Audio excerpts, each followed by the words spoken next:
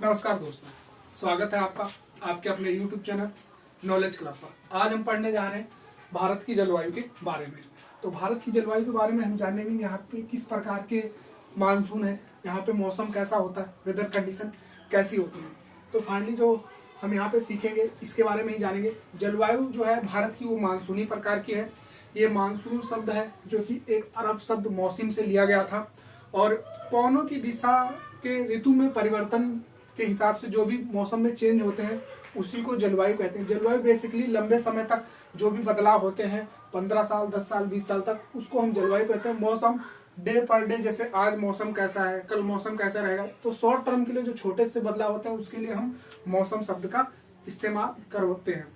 हमारे मौसम जो ये बदलता है, मौसम के बदलने के या जलवायु के परिवर्तन होने के कई कारण है।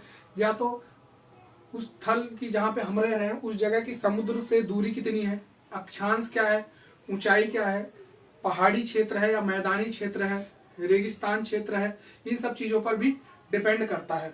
तो जानने की कोशिश करते हैं कि किस हिसाब से कैसे कैसे जलवायु में परिवर्तन होता है। तो एडमंड हैली जो है 1656 में एशिया के मानसून की इन्होंने व्याख्या की और इन्होंने एक सिद्धांत दिया, तापीय सिद्धांत, और एक इसको कहते हैं दूसरे नाम से चिस्मत विचारधारा, दूसरा कहते हैं चिस्मत विचारधारा। तो इसमें क्या है, ग्रीष्म काल में सूर्य की किरणें कर्क रेखा पर लंबवत पड़ती हैं, मतलब सीधी पड़ती हैं। गर्मी के समय में ग्रीष्म काल में सूर्य की किरणें जो है, सूर्य जो है सीधा कर्क रेखा पर पड़ता है और कर्क रेखा पे पड़ता है तो क्या होता है, यहाँ पे जहाँ पे सूरज पड़ेगा वहां पे गर्मी ज्यादा होगी, यानी उसका टेम्परेचर क्या होगा, हाई टेम्परेचर होगा। तो यहाँ पे जो है ताप जो है अधिक होगा और जब ताप अधिक होगा तो दाब जो है, प्रेशर जो है कम होता है, तो दाब कम हो जाता है। प्रेशर जब होता है तो दाब कम होता है, इसकी वजह से यहाँ पे लो प्रेशर का एरिया बनेगा। यानी भारत के जब यहाँ पे देखो, इसमें भारत के मैप पे देखो, ये कर्क रेखा बीच में से जा रही है। जब सूर्य इस पे पूरा फोकस करेगा, पूरा इस पे लाइट पड़ेगी, इस पे गर्मी पड़ेगी, तो यहाँ पे एरिया क्या होगा, उच्च ताप होगा। ताप जो हो उच्च ताप होगा और दाब जो होगा वो निम्न होगा, मतलब कम होगा। दाब जो होगा, प्रेशर जो है कम होगा, तो यहाँ पे लो प्रेशर का एरिया बनेगा। यहाँ पे लो प्रेशर का एरिया बनेगा इसके नॉर्थ पे। फिर जब लो प्रेशर का एरिया बनेगा तो जब यहाँ पे लो प्रेशर का एरिया बन रहा है तो यहाँ पे जहाँ पे सूर्य नहीं है लंबवत, यहाँ जहाँ उसकी रोशनी नहीं पड़ रही, यहाँ पे हाई प्रेशर मतलब उच्च दाब बन रहा है। तो उच्च दाब जब बनता है तो हवाएं यहाँ से मकर रेखा से भूमध्य रेखा की तरफ को पार करके लो प्रेशर की तरफ बढ़ेंगी, निम्न दाब की तरफ बढ़ेंगी। इस चीज को समझना जरूरी है कि हवाएं जो है हाई प्रेशर से लो प्रेशर की तरफ बढ़ती हैं, हाई प्रेशर से लो प्रेशर की तरफ हमेशा चलती हैं। तो ऊपर लो प्रेशर का हिस्सा बन रहा है और नीचे यहाँ पे हाई प्रेशर का हिस्सा बन रहा है, यहाँ हिंद महासागर के पास। तो हवाएं ऊपर से हाई प्रेशर से लो प्रेशर की तरफ चलेंगी। और देखते हैं जब यहाँ से ये हवाएं चलती हैं तो ये ऐसे सीधे जा रही होती है, तो यहाँ पे एक बल लगता है जिसको हम बोलते हैं करियोलिस बल बोलते हैं। और इस करियोलिस बल के कारण ये हवाएं इस दिशा में मूव होती है जहाँ पे हमारा ये भारत देश की स्थिति है यहाँ पे, ठीक है ना। और यहाँ बड़े मैप से समझेंगे तो यहाँ पे आने के बाद जो है जून और सितंबर के महीने में ये दक्षिणी पश्चिमी मानसून के रूप में कहलाती है। और जब ये मानसून चलता है, यहाँ से दक्षिण पश्चिम का मानसून यहाँ हिंद महासागर से निकलेगा, तो इसकी एक जो है मानसून की ये पवने हैं जो यहाँ से चलेंगी। और पहली जो मानसून है वो 1 जून को केरल से टकराएगी, केरल के पश्चिम घाट से टकराएगी, यहाँ केरल के पास से पश्चिम घाट से टकराएगी। तो यहाँ पे पश्चिम घाट पे जब टकराएगी तो यहाँ पे पहली वर्षा जो हमारे मानसून के सीजन की होगी वो होगी यहाँ पे कब, केरल पे 1 जून को होगी।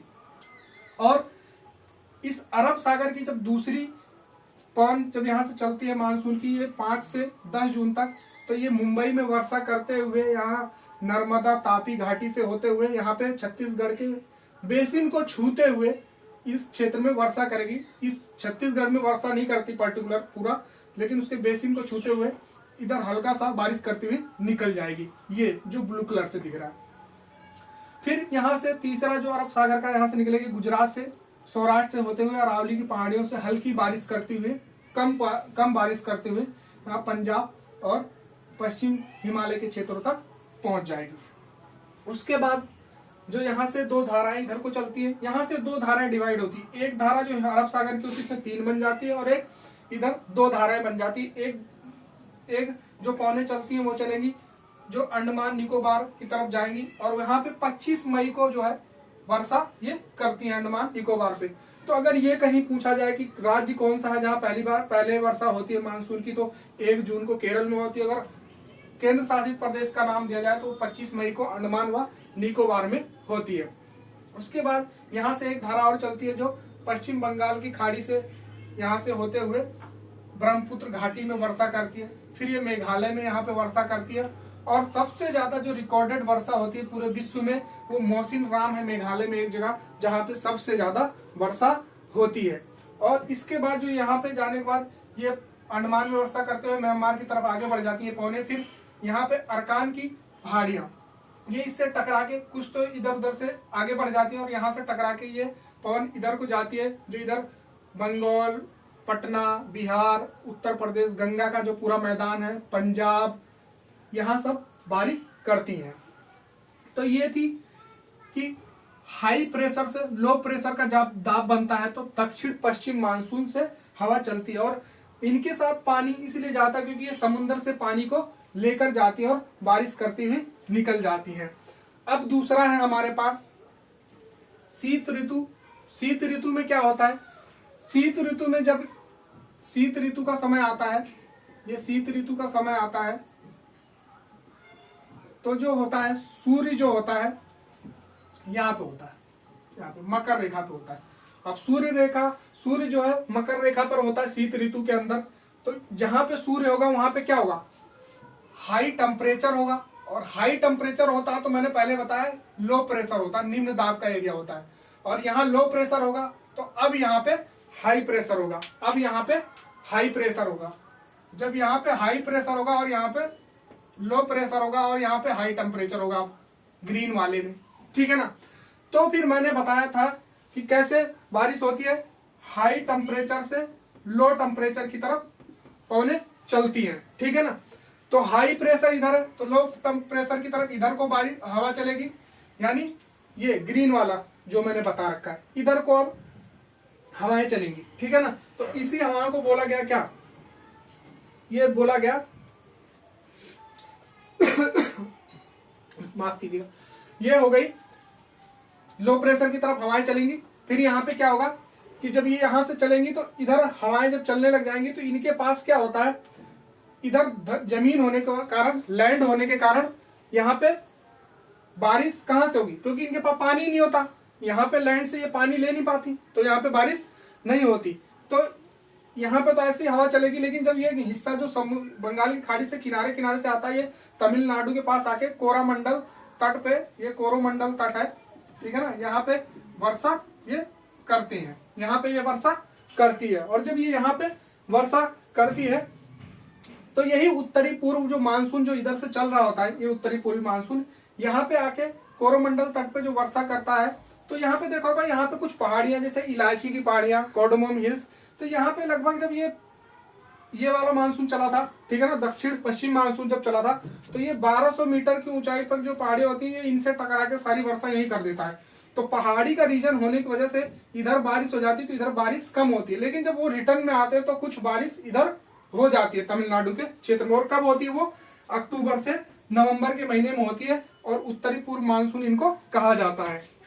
और ये हाई प्रेशर से लो प्रेशर की तरफ हमेशा बहती हैं। आप इसको आराम से समझिएगा तो ज्यादा बेटर समझ में आएगा। मैंने वैसे काफी कोशिश करी है आपको बताने के लिए। और लेह ऐसी जगह है जहां सबसे कम बारिश होती है, मौसिन राम मैंने बता दिया सबसे अधिक बारिश होती है। और क्या क्या चीजें हम जिसमें जान सकते हैं, जैसे इस पहाड़ी के इस वाले क्षेत्र को वृष्टि छाया क्षेत्र भी कहा जाता है। और ये तमिलनाडु जो है इसी को शुष्क क्षेत्र कहा जाता है, इसको शुष्क क्षेत्र भी कहा जाता है।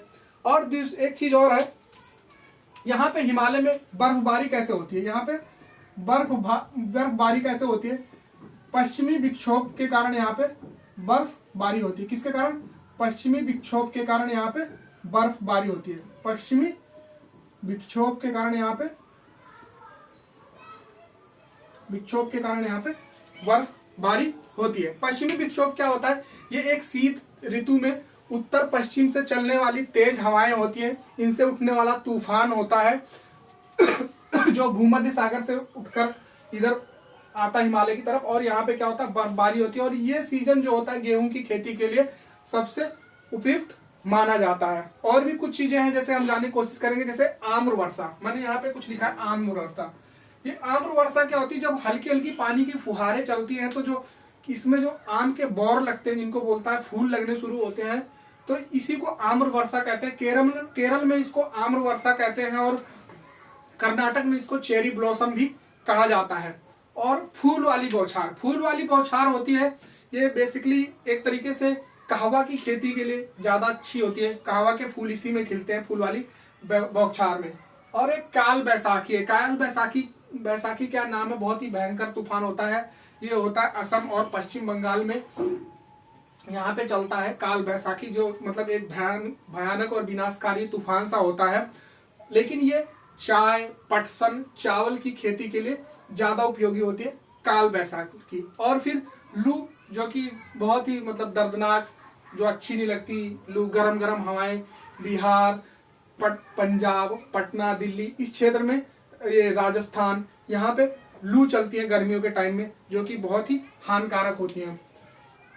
तो एक बार ऐसे थोड़ा सा और मैं आपको बता देता हूँ, जैसे कि जो हवाएं इधर लो प्रेशर और इधर हाई प्रेशर का एरिया बनाकर जो समुद्र से बहती हैं ऊपर की तरफ को, इनको कहा जाता है दक्षिणी पश्चिमी मानसून, जो जून से सितंबर के बीच में चलती हैं। और वो हवाएं उत्तर पूर्वी मानसून, जो ये ग्रीन कलर से मैंने शुरू किया, जो उधर लैंड जमीनी तरफ से इधर समुद्र की तरफ की बहती हैं, उनको बोलते हैं उत्तर पूर्वी मानसून। और ये भी इधर जब हाई प्रेशर का एरिया बनता है तो लो प्रेशर की तरफ बहती है, और जब सूर्य कहाँ पे होता है? मकर रेखा पर होता है, तब ये इधर को बहती है समंदर की तरफ। तो इसको थोड़ा और ध्यान से देखेंगे तो आपको ज्यादा क्लियर समझ में आएगा। उम्मीद करता हूँ आपको ये वीडियो पसंद आएगा, और अगर पसंद आए तो अपने दोस्तों में शेयर करिए और उनको सब्सक्राइब करने के लिए और लाइक जरूर करिए। Thank you.